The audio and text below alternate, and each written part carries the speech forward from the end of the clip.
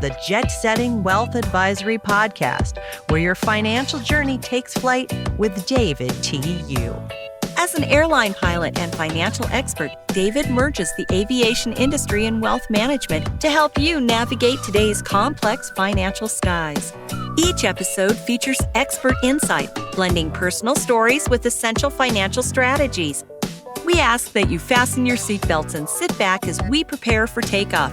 Our destination, your financial empowerment.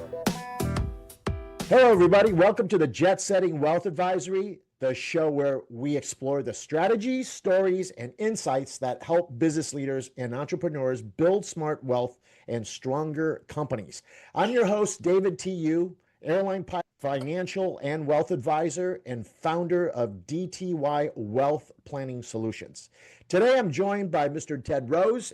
He is an MBA, CPA, and the founder and president and CEO of Rose Financial Solutions. For over 30 years, Ted has been at the forefront of transforming finance and accounting into a true growth-driven business. From his earlier years and career at Pricewaterhouse to pioneering finance as a service with Rose Financial, Ted has helped hundreds of companies scale effectively and efficiently, stay compliant, and make better decisions with real-time insights through his AI-enabled platform, which is called Easby. Well, we'll talk about that. So first and foremost, Ted, welcome to the show. Well, thank you, David. It's a pleasure to be here. Thanks for the invitation to join you, and really looking forward to having the dialogue today. Fantastic. So let's get started. Tell us about your earlier career at Pricewaterhouse and incorporate in this corporate finance that how you see in terms of your viewpoints and what businesses really need from finance and accounting. So back when I was there, it was called Pricewaterhouse. That was before they merged with Cooper's Lybrand back in the day. That's right. Yeah, A long time ago, back when there was the Big Eight. Sure. But anyways, I started my career there, and really what I enjoyed about that was all the variety of working with different clients and learning about their businesses. I decided while I was there to go back and get my MBA at the University of Maryland. And ultimately, that led me to exit Pricewaterhouse and go to work for one of my clients. It was a publicly traded biotech company at the time. It was called Alpha One Biomedicals, and they were coming out with this great new treatment. And so I finished up my MBA, and while I was controller of this publicly traded biotech company, and unfortunately, that product did not pass the clinical trials, and they had to take an adjusted approach to develop a second product. And as a result of that, I ended up looking in the market for other opportunities, and I helped them really downsize the organization. And as I was looking for other opportunities, they kept calling me back to assist them because they were still a public company, and the public accounting firms didn't do operational accounting back then. This was, again, 1994. And bookkeepers weren't sophisticated enough to do the accounting for a public company. And so what it kind of dawned on me as I was looking at different opportunities is I really enjoyed the world of public accounting, where I had the variety of different clients.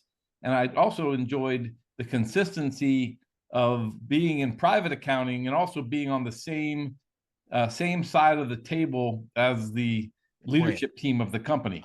And so as an auditor, I always felt like I was on the other side of the table, questioning everything, as opposed to as an internal accountant, you feel like you're part of the team.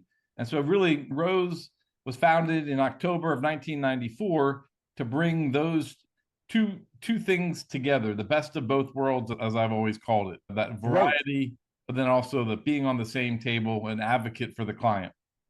So how did finance as a service come to life from that? And how is it different from traditional outsourced accounting or hiring an internal team? So accounting outsourcing didn't exist in 1994. I mean, it existed as a function like for payroll outsourcing, but as an overall function that really didn't exist. So the vision in the beginning was really to become the ADP of everything else, because I knew I didn't want to become a payroll company, but there were so many more functions out there that really needed that sophistication and that support outside of what ADP did.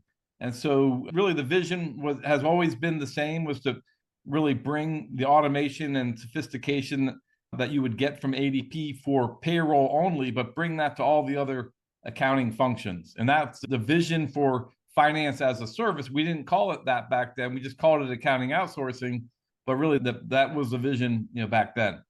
Got it. Okay. So for business owners or CFOs that are unfamiliar with this finance as a service, can you explain more precisely how you make it work, and when is it valuable? When does it become really, truly valuable? So, the funny thing is, back in 1994, 95, no one knew what accounting outsourcing was. So now we're in a similar situation where a lot of folks don't know what finance as a service is. I think people pretty much understand what accounting outsourcing is. You're providing that accounting service outside of your internal staff. But the finance as a service is really bringing together all the people, the processes, the technology, the full organization. And nowadays, what's most important is the data, and being able to bring all those skills and solutions together into a package that can support an organization from startup through its full life cycle until it exits. And so that's really what finance as a service is, ensuring that companies can have access to the sophistication that's required in order to scale that organization and achieve their mission. Understood. Great. So how do you help clients avoid the need to rebuild their finance infrastructure every time they grow or pivot to some other business model? So, a lot of companies will start off as a startup. They'll start off in Excel and they'll migrate to QuickBooks Online, and then they get some traction, and then they realize they need more of a full ERP. And depending upon what industry they're in, there's other functionality that they will need beyond what QuickBooks Online can provide. Can you tell the listeners and the viewers ERP, what that stands for? So that's an enterprise resource and planning system where it's really bringing together all of the information that a company needs in order to understand how to allocate resources within that organization. And for professional services firm, that could be allocating their professionals at the time that they're spending on a specific engagement. Okay. And so what we've done is we created an abstraction layer that sits on top of accounting software. And that abstraction layer it started off as a workflow technology that sits on top of the accounting software, integrates into the accounting software. So the accounting software becomes the system of record, or remains the system of record, but our clients and our staff, they engage with Easby, which is the system of engagement. So it could be our staff are coding transactions in there. Our clients are approving transactions in there. They're being recorded into the accounting software, but it allows for us to engage with the transaction in a more flexible manner without having to rebuild or build customized workflows within the ERP or within the accounting software. So it's a much more cost-effective way for a company to get access to that type of technology. Very cool. So since you brought up Easby, I was going to ask you about it and a few more questions down the line, but since you brought it up, can you walk us through how Easby helps CEOs and CFOs make faster, more confident decisions, obviously with your guidance and your shepherding them? So the first, as a company's getting started, and if you're the CEO, of a company, everything's on your plate. On day one, you own everything.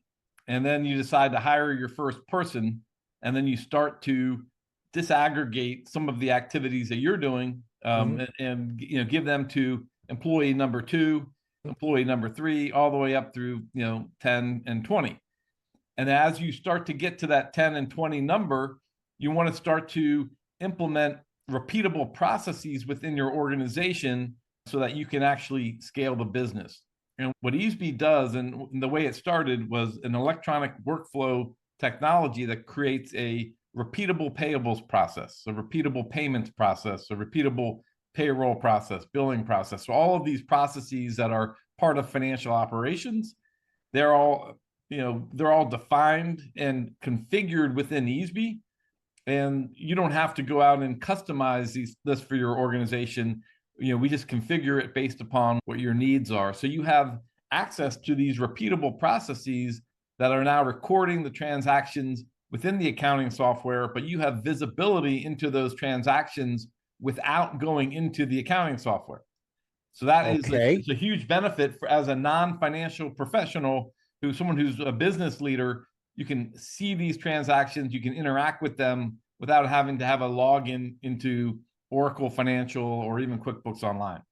Very cool. Very interesting. Excellent. So what are some of the most common finance problems that you see when a company hits their certain threshold, whether it's a 10 million, 50 million, or whatever in revenue? You have obviously been through cycles of startup all the way to liquidity event of some sort.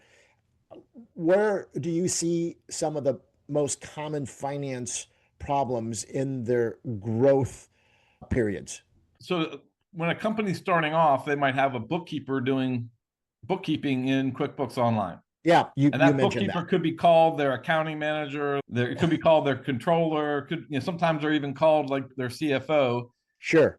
But at the end of the day, when they're scaling, they're not getting timely information, accrual-based information from their financial system because of it could be the people, the process, or the technology, or it could also be because they don't have the right organization in place. And mostly it's because as they scale, the skills required to scale are not included in the current team. And so a lot of companies will go out and think, oh, I can solve this by implementing an ERP system.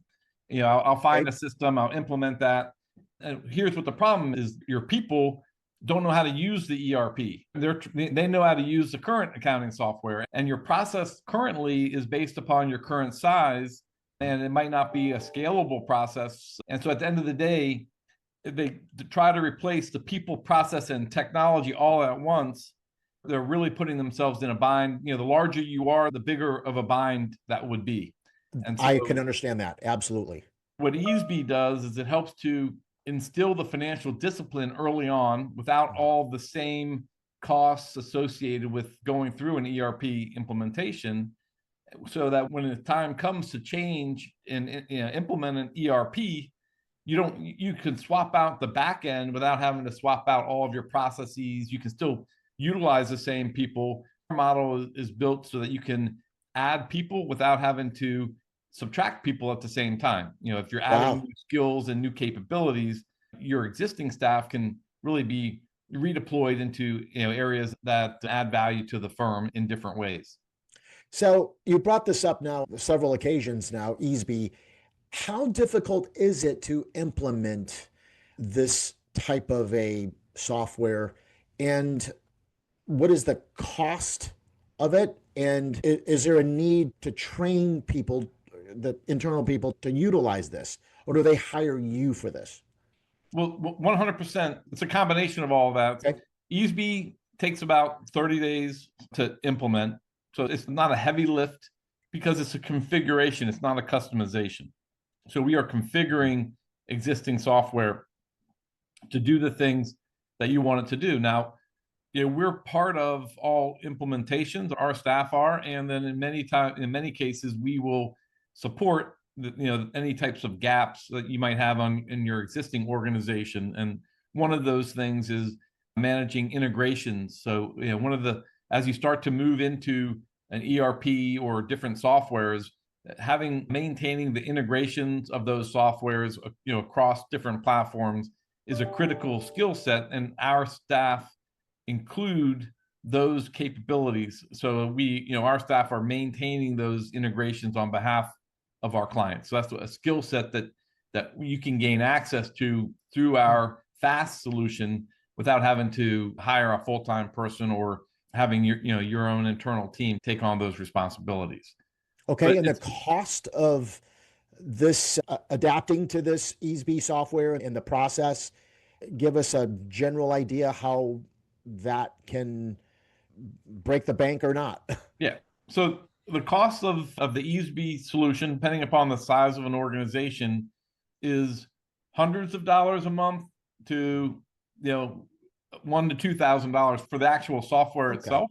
Okay. And then based upon, what gap in the organization we're filling, we're actually supporting. We normally are going to save an organization anywhere from 25 to 60% of what it would cost for them to do it internally. And so that software cost, when you subtract out the cost savings of the internal resources required to do what we do, it's actually a net savings for an organization as opposed to an actual cost. Well, we all like that. Everybody, Yes. small to big businesses, all love that. Right. It's about net savings. It is net savings is what that's what we deliver is essentially is a net savings with a better solution than what they can build themselves. Fantastic. Sounds good. What are some of the biggest compliance headaches that business owners face today, and how do you help them stay audit ready? So compliance is like it's an evolution for an organization. So all companies have to comply with the IRS tax code. So that's the first type of compliance that an organization has to wrap their head around. And that's something that we have a whole tax team that can support all the IRS compliance. And then once you get past that, you have to comply with all the state jurisdictions. And you start off with income taxes, which is an extension of what you're doing for the IRS, but then you also get into making sure you're registering in every state you're doing business or have employees in, making sure you have all the proper filings for sales and use taxes, for personal property taxes, franchise taxes, et cetera. So that's a whole, what's called SALT, state and local tax compliance. And so that's that whole area is something that we support. And those compliance areas are required by, all companies, regardless of size. And then as you start to grow and you start to look at banks as an option for funding your working capital, then they're going to have certain compliance requirements as a reporting. We can help our clients to build those relationships with the funding organizations and remain in compliance with those covenants as well. And then as a company grows, they could have a review requirement or an audit requirement.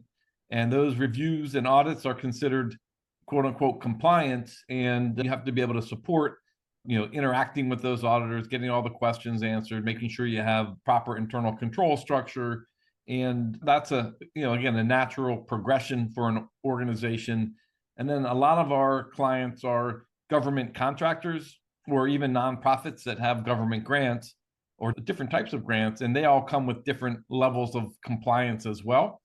And as an organization grows, those compliance levels get more and more sophisticated and cumbersome. And so we're there to help support organizations in a cost-effective and scalable way to meet the levels of compliance that they need to meet for those government contracts or for those grants, as based on their size today, but then also prepare them for the next steps as they continue to grow. Okay, so you mentioned grants. Let's talk a little bit about R&D tax credits as a potential major opportunity. Do you participate, or what kind of businesses should be exploring these type of R&D tax credits? And what are the keys to doing it right?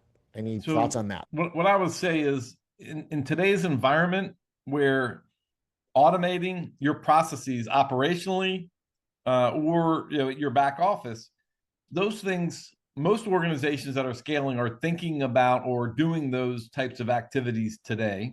Mm-hmm. And those activities could result in R&D tax credits. Now, for organizations where they're not considered R&D companies in the past, because there was a 5-year amortization of the expense, it didn't make sense to really explore R&D tax credits, based on that 5-year amortization.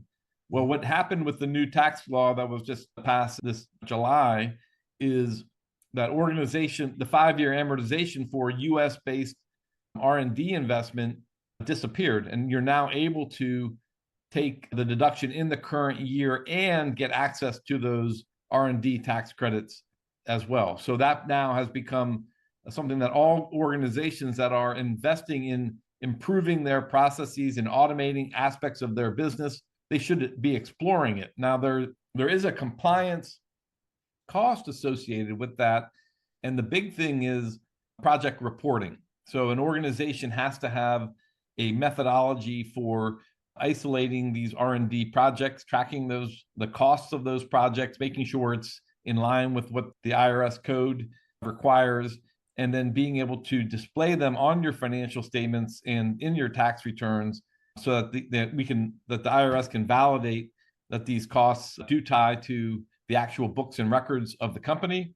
And by the way, that's a project reporting is a skill set that we must provide to our government contractors. So it's something that we support in ensuring that companies have adequate project costing capabilities.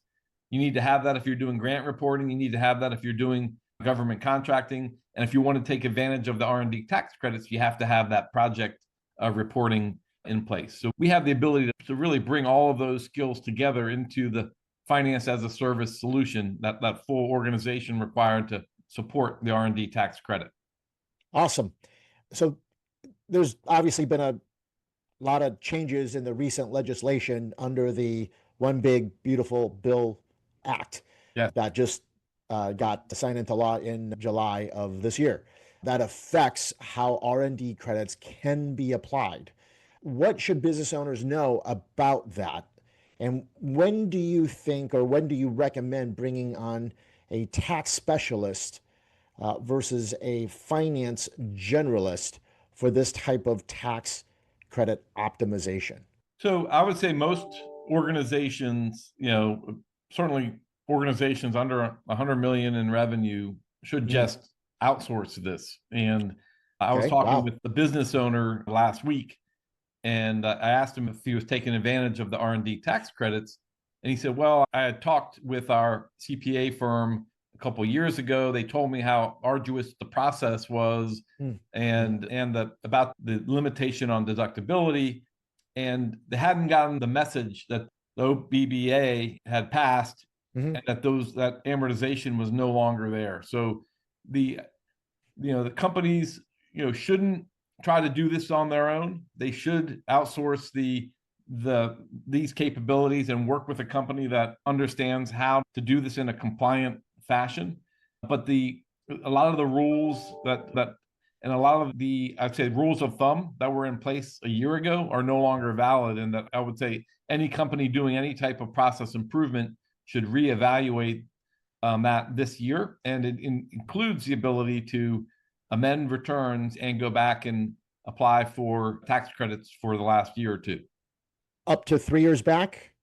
I believe it is up to 3 years back. Okay. And again, we have actually, we did a whole webinar on this. And so if you go to our website at www.rosefinancial.com, we have on our website, there's a community, the Rose community.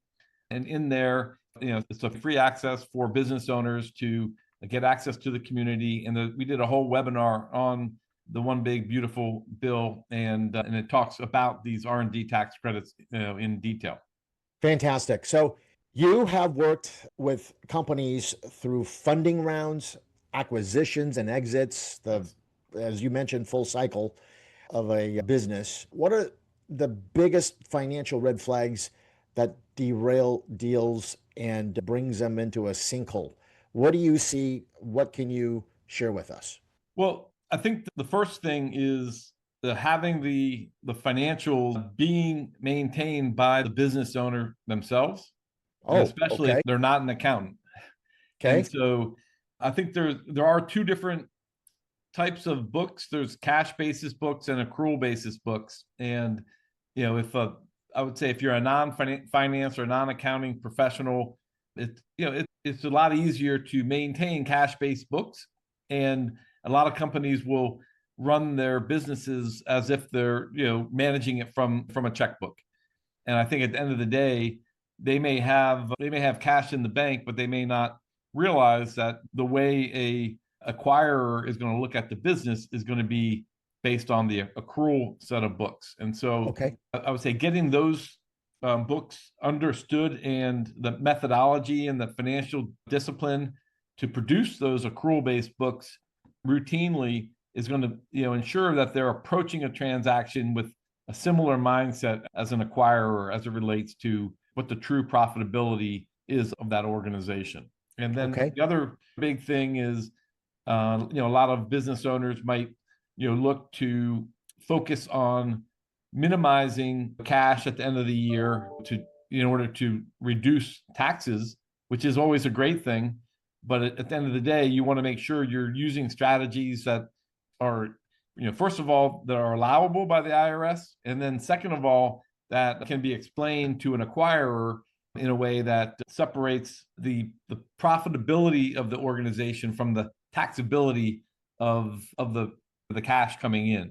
And so that's something that a trained professional can do and help you minimize the taxes while creating the best story and outcome from a profitability perspective and also from a cash management perspective, again, for an organization. Okay. So what do you think are some of the early signs a company's finance functionality is holding back growth of that company?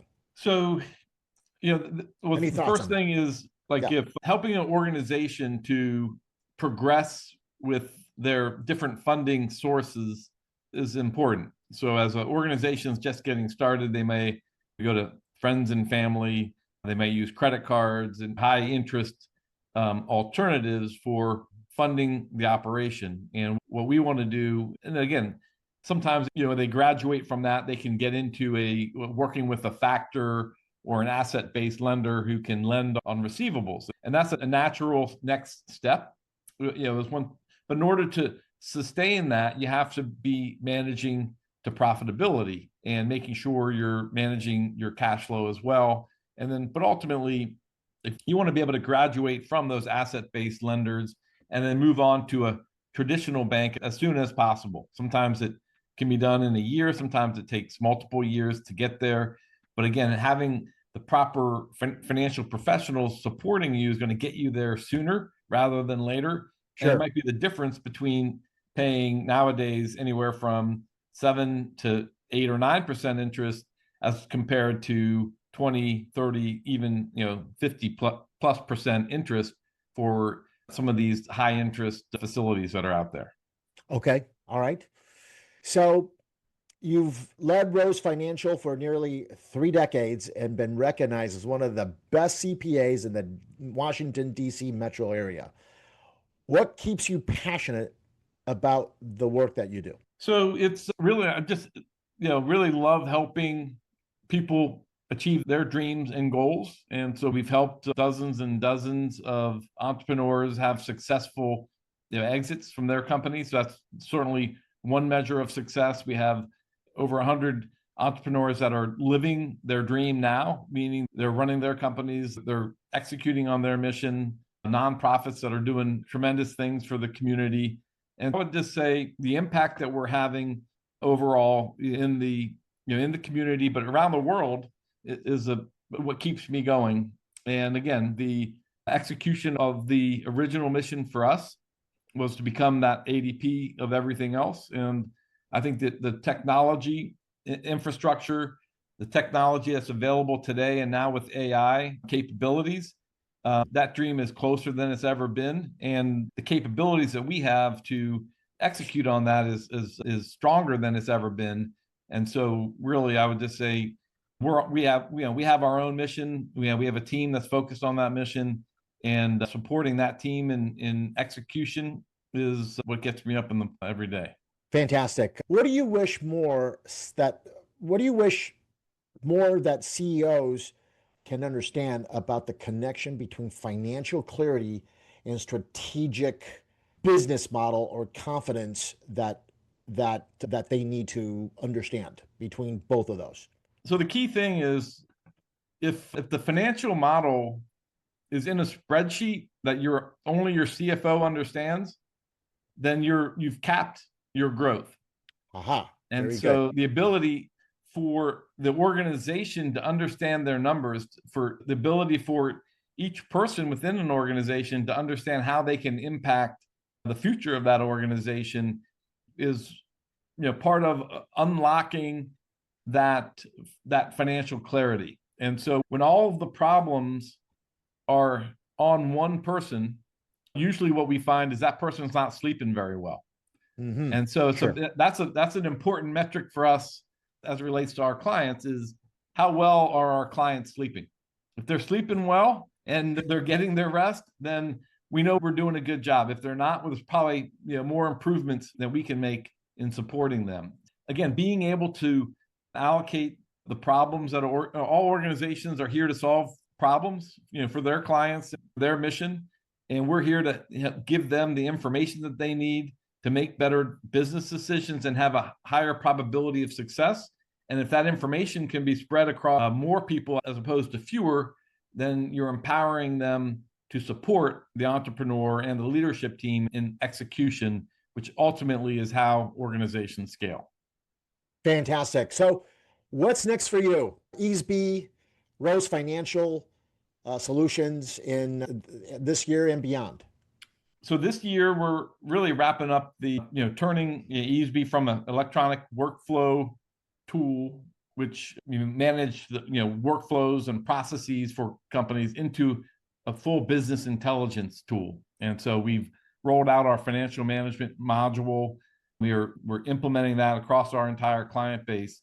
And then by the end of the year, we'll have full financial data sets within Easby. And then we will also be able to have our clients that are non-finance professionals being able to interact with their balance sheet using AI, being able to interact with their income statement using AI, being able to interact with advanced KPIs using AI, being able to find out why certain balances are higher than they expected or lower than they expected, and see the transactions that are within there, and then have the AI even give them answers on what's changed over a period of time. And so to me, it's the integration of that AI into the actual financial information and turning it into a user interface that's as easy to use as ChatGPT or a chatbot, empowering our clients to ask and answer questions on their own, but being there to help them navigate this and then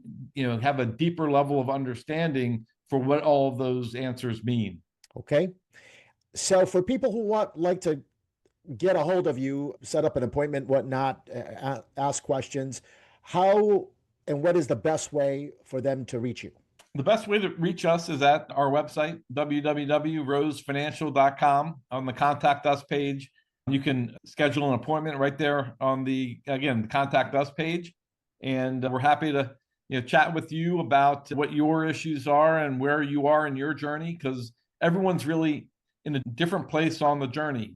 They could be starting up, they could be at 1 or 2 million, they could be at 5 or 10, but we're there to meet our clients where they are and really help them get to that next layer of growth. Fantastic. Well, I certainly learned a lot from it. This wraps up my conversation with Mr. Ted Rose, CEO of Rose Financial Solutions. His work has reshaped how companies think about action. Well, that wraps up my conversation with Ted Rose, CEO of Rose Financial Solutions. His work has reshaped how companies think about finance, turning it from a back office function into a strategic engine for growth, compliance, and confidence. If you're a CEO or a CFO ready to scale with clarity, please again visit rosefinancials.com to learn more. We'll also include links in the show notes here so that you, the listener or the viewer, will have it in the information below. And if you enjoyed today's episode, please don't forget to subscribe to Jet Setting Wealth Advisory and leave us a review. It helps us bring more conversation like this to leaders, entrepreneurs, and wealth builders everywhere around the world. Thank you for joining us today and tuning in. Until next time, keep jetting forward and smart strategies to implement your lasting success. Thank you, everybody. Thank you, Dave. Thank you for flying with us on today's episode of Jet Setting Wealth Advisory. If you enjoyed your journey through the fiscal skies with David T.U., don't forget to subscribe to our podcast and keep your financial knowledge soaring. For more insights and personalized advice, visit us at www.dtywealthplanningsolutions.com and connect with David directly